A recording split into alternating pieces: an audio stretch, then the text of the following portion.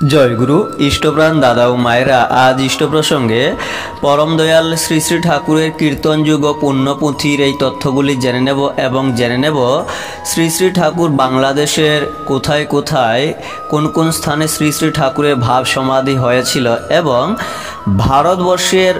বর্তমান ভারতবর্ষের একমাত্র যে স্থানে শ্রী শ্রী ঠাকুরের ভাব সমাধি হয়েছিল সেই স্থানটির নাম জেনে নেব এবং কি তারিখ কি সাল ছিল জেনে নেব এই ভিডিওতে তথ্যগুলি। এবার এই তথ্যগুলি, শ্রী শ্রী ঠাকুর যে কীর্তন দল তৈরি করেছিলেন সেই দলের অন্যতম ছিলেন কিশোরী মোহন দাস, অনন্তনাথ রায়, সতীশচন্দ্র ঘোষ।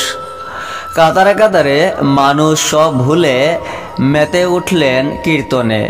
কীর্তন চলাকালে নৃত্যরত শ্রী শ্রী ঠাকুরের দিব্য সুন্দর অপূর্ব ভঙ্গিমা ধরাধামে স্বর্গীয় পরিবেশের সৃষ্টি করত। কীর্তনের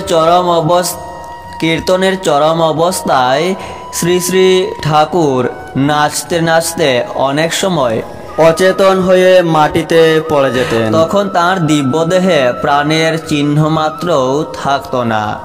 সন্দেহকারীরা তা পরীক্ষা করার জন্যে নিদারুণভাবে শ্রী শ্রী ঠাকুরের দেহে জ্বলন্ত কয়লা চেপে ধরতেন অথবা আঙ্গুলের নখ ও চামড়ার মাঝখানে আলপিন ঢুকিয়ে দিতেন। এতেও পরম দয়াল শ্রী শ্রী ঠাকুরের দেহে বিন্দুমাত্র সাড়া পাওয়া যেত না। ওই অবস্থায় শ্রী শ্রী ঠাকুরের মুখ দিয়ে নানান ভাষায় অনর্গল বাণী নিঃসৃত হতো। কিছুদিন পরে ঘটনার অসীম গুরুত্ব বুঝে সেই বাণীগুলি লিখে রাখার ব্যবস্থা করা হয়। পরে সেই সব বাণীগুলিকে একত্রিত করে যে বইটি প্রকাশিত হয় তার নাম পুণ্যপুঁথি। ঠাকুরের জীবনের এই কীর্তন যুগের সময়কাল 1941 থেকে 1919। কীর্তন মানুষের মনে সাময়িক পরিবর্তন আনলেও মানুষের খাদ্য, বস্ত্র, বাসস্থানের মতো দৈনন্দিন প্রয়োজনগুলিকে পূরণ করতে পারে না।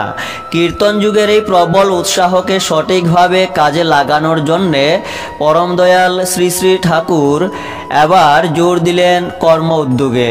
তার সাথে সাথে মানুষকে উদ্বুদ্ধ করতে লাগলেন আদর্শকেন্দ্রিক চলনে।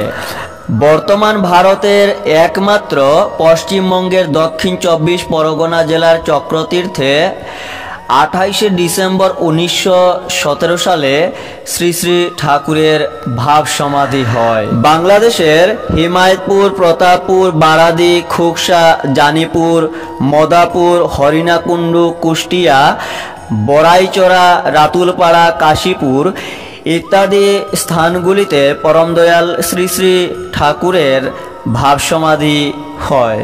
এই ছিল কিছু অমৃতময় তথ্য। আপনারা শেয়ার করতে পারেন ভিডিওটি লাইক করে। জয় গুরু।